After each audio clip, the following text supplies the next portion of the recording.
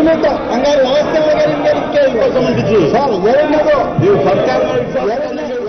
ಸದನದಲ್ಲಿ ಇವತ್ತು ಗದ್ದಲಾಗಲಿಕ್ಕೆ ಇಷ್ಟೇ ಕಾರಣ ಏನಂತ ಹೇಳಿದ್ರೆ, ಒಂದು ಕಡೆ ಎಲ್ಲರ ಸಲಹೆಗಳನ್ನು ಕೂಡ ಕೇಳ್ತಾ ಬರ್ತಾರೆ, ಎಲ್ಲರ ಮಾತುಗಳನ್ನು ಸ್ಪೀಕರ್ ರಮೇಶ್ ಕುಮಾರ್ ಕೇಳ್ತಾ ಇದ್ರು. ಅದು ಡಿ ಕೆ ಶಿವಕುಮಾರ್ ಅವರು ಮಾತನಾಡಲಿ, ಈಶ್ವರಪ್ಪನವ್ರು ಮಾತನಾಡಲಿ, ಎಚ್ ಕೆ ಪಾಟೀಲ್ರು ಮಾತನಾಡಲಿ, ಸಿದ್ದರಾಮಯ್ಯ ಅವರು ಮಾತನಾಡಲಿ, ಸುರೇಶ್ ಕುಮಾರ್ ಅವರು ಮಾತನಾಡಲಿ, ಎಲ್ಲರ ಮಾತುಗಳನ್ನು ಕೂಡ ಕೇಳಿದ್ರು. ಮೊದಲಿಗೆ ನಿಮಗೇನು ಅನ್ನಿಸ್ತಾ ಇದೆ ಇಡೀ ವಿಚಾರಕ್ಕೆ ಸಂಬಂಧಪಟ್ಟಂತೆ ಅಂತ.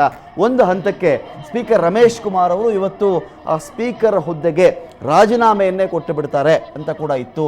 ಆದರೆ ಅನೇಕರು ಬೇಡಿ, ನೀವಂತ ನಿರ್ಧಾರಕ್ಕೆ ಬರಬೇಡಿ, ಏನಾಗಿದೆಯೋ ನೋಡೋಣ ಅನ್ನೋ ಒಂದು ವಿನಂತಿಯನ್ನು ಕೂಡ ಇಲ್ಲಿ ಮಾಡಿಕೊಳ್ತಾ ಇದ್ರು. ಇದಾದ ನಂತರದಲ್ಲಿ ಎಲ್ಲರ ಮಾತನ್ನು ಕೇಳಿದ ಮೇಲೆ ಸ್ಪೀಕರ್ ಅವ್ರ ಕಡೆಯಿಂದ ನೇರವಾಗಿ ಕುಮಾರಸ್ವಾಮಿ ಅವರಿಗೆ, ನೋಡಿ ಮುಖ್ಯಮಂತ್ರಿಗಳೇ, ನನ್ನ ಸಲಹೆ ರೂಪದ ಮಾತುಗಳನ್ನು ಸೂಚನೆ ಅಂತ ಪರಿಗಣಿಸುವ ಹೃದಯ ವೈಶಾಲ್ಯತೆ ನಿಮಗಿದೆ ಅಂತ ಭಾವಿಸ್ತಾ, ಇಡೀ ಘಟನೆಯಿಂದ ನಾನು ಕೂಡ ಈ ಕ್ಷಣಕ್ಕೆ ಏನು ನಿರ್ಧಾರ ತೆಗೆದುಕೊಳ್ಳೋದಿಲ್ಲ.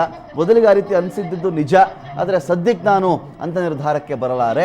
ಇದರ ಆಚೆಗೆ ತನಿಖೆ ನಡೆಸಿ ಒಂದು ಕಮಿಟಿ ಇದಕ್ಕೋಸ್ಕರವಾಗಿ ಒಂದು ಇನ್ವೆಸ್ಟಿಗೇಷನ್ ಟೀಮ್ ನೀವು ರೆಡಿ ಮಾಡಿ, ಆ ಟೀಮ್ ಎಲ್ಲ ತನಿಖೆಯನ್ನು ನಡೆಸಿ ಯಾರು ಮಾತನಾಡಿದ್ದಾರೆ, ಯಾಕೆ ಮಾತನಾಡಿದ್ದಾರೆ, ಯಾರ್ಯಾರು ತಮ್ಮ ಹೆಸರನ್ನು ತೆಗೆದುಕೊಂಡಿದ್ದಾರೆ, ಉದ್ದೇಶ ಏನಿತ್ತು, ಎಲ್ಲವನ್ನು ಸೇರಿಸಿ ಒಂದು ತನಿಖೆಯನ್ನು ನಡೆಸಿ ನೀವು ಆ ರಿಪೋರ್ಟ್ 15 ದಿನಗಳ ಒಳಗೆ ಬರುವಂತೆ, ಇಡೀ ವಿಚಾರ ಬಗೆಹರಿಯುವಂತೆ ನೋಡಿಕೊಳ್ಳಿ ಅಂತ ಹೇಳಿ ಕುಮಾರಸ್ವಾಮಿ ಅವರಿಗೆ ಆ ಒಂದು ಮಾತನ್ನು ಹೇಳಿದ್ರು ಸ್ಪೀಕರ್ ಅವರು. ಇದು ಹೇಳ್ತಾ ಇದ್ದಂತೆಯೇ ಇಲ್ಲಿ ಮಾಧುಸ್ವಾಮಿ ಅವರು ಕೂಡ ರೈಸ್ ಆಗ್ತಾರೆ. ಒಪ್ಪಲ್ಲ, ನಾನು ಈ ಸರ್ಕಾರದ ಬಗ್ಗೆ ನಮಗೆ ನಂಬಿಕೆ ಇಲ್ಲ ಅನ್ನೋ ಒಂದು ಮಾತನ್ನು ಮಾಧುಸ್ವಾಮಿ ಅವರು ಕೂಡ ಹೇಳ್ತಾ ಇದ್ರು.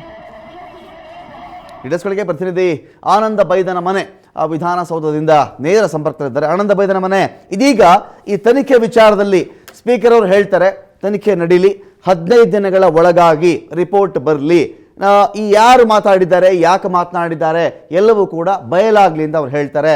ಆಕ್ಷೇಪ ಕೂಡ ಇತ್ತು, ಸ್ಪೀಕರ್ ಅವರೇ ನೀವೇ ಒಂದು ಸಮಿತಿ ನೇಮಕ ಮಾಡಿಬಿಡಿ, ತನಿಖೆ ಆ ಕಡೆಯಿಂದನೇ ಆಗಲಿ, ನಮಗೆ ಸರ್ಕಾರದ ಕಡೆಯಿಂದ ವಿಶ್ವಾಸ ಇಲ್ಲ ಅಂತ ಹೇಳಿ. ಎಲ್ಲಿಗೆ ಬಂತು ಆನಂದ್, ಇಡೀ ವಿಚಾರ ಎಲ್ಲಿಗೆ ಬಂತು? ಈಗೇನು ಸರ್ಕಾರದ ಕಡೆಯಿಂದ ಒಂದು ಟೀಮ್ ರೆಡಿಯಾಗಿ ತನಿಖೆ ಮಾಡುತ್ತಾ, ಸ್ಪೀಕರ್ ಅವರು ಯಾರನ್ನಾದರೂ ಆಯ್ಕೆ ಮಾಡಬೇಕಾಗತ್ತಾ, ಇಂತಿಂಥವ್ರು ಈ ಟೀಮಲ್ಲಿದ್ದು ತನಿಖೆ ನಡೀಲಿ ಅಂತ, ಹೇಗೆ ಅಂತ ಈಗ ಸುದೀರ್ಘ 2.5 ಗಂಟೆಗಳ ಕಾಲ ರಾಜ್ಯ ವಿಧಾನಸಭೆಯಲ್ಲಿ ಬಹಳ ಗಂಭೀರವಾಗಿರುವಂತಹ ಚರ್ಚೆ ಆಗಿರ್ತಕ್ಕಂಥದ್ದು.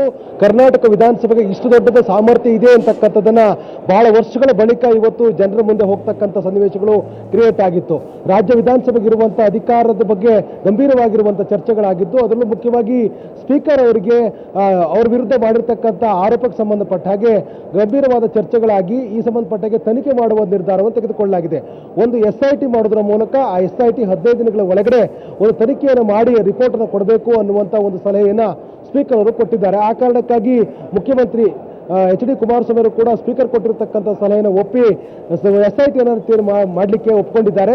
ಒಂದು ಹಂತದಲ್ಲಿ ಪ್ರತಿಪಕ್ಷವಾಗಿರುವಂತಹ BJP SITಗೆ ವಿರೋಧ ಮಾಡಿದಂಥ ಹಿನ್ನೆಲೆಯಲ್ಲಿ, ಆದರೆ ಅದಕ್ಕೆ ಸ್ಪೀಕರ್ ಅವರು ಕೂಡ ಅಸಮಾಧಾನ ವ್ಯಕ್ತಪಡಿಸಿದ್ರು. ಯಾವುದೇ ಕಾರಣಕ್ಕೂ ನನ್ನ ಹೆಸರು ಕೂಡ ಪ್ರಸ್ತಾಪ ಆಗಿರೋ ಕಾರಣಕ್ಕಾಗಿ, ಈ ಒಂದು ವಿಚಾರದಲ್ಲಿ ಪ್ರಕರಣದಲ್ಲಿ ನನ್ನ ಹೆಸರು ಪ್ರಸ್ತಾಪ ಆಗಿರೋ ಕಾರಣಕ್ಕಾಗಿ ನಿರ್ದಿಷ್ಟವಾಗಿರುವಂತಹ ತನಿಖಾ ಸಂಸ್ಥೆಯನ್ನು ಪ್ರಸ್ತಾಪ ಮಾಡಲಿಕ್ಕೆ ನನಗೆ ಅಧಿಕಾರ ಇಲ್ಲ ಅನ್ನೋದನ್ನು ಬಹಳ ಸ್ಪಷ್ಟವಾಗಿ ಹೇಳಿದ ಕಾರಣಕ್ಕಾಗಿ ಕೊನೆಗೆ ಅಂತಿಮವಾಗಿ SIT ಮೂಲಕ ತನಿಖೆ ಆಗಬೇಕು ಅನ್ನುವ ನಿರ್ಣಯವನ್ನ ಕರ್ನಾಟಕ ವಿಧಾನಸಭೆಯಲ್ಲಿ ಇವತ್ತು ನಿರ್ಣಯವನ್ನು ತೆಗೆದುಕೊಳ್ಳಲಾಗಿದೆ.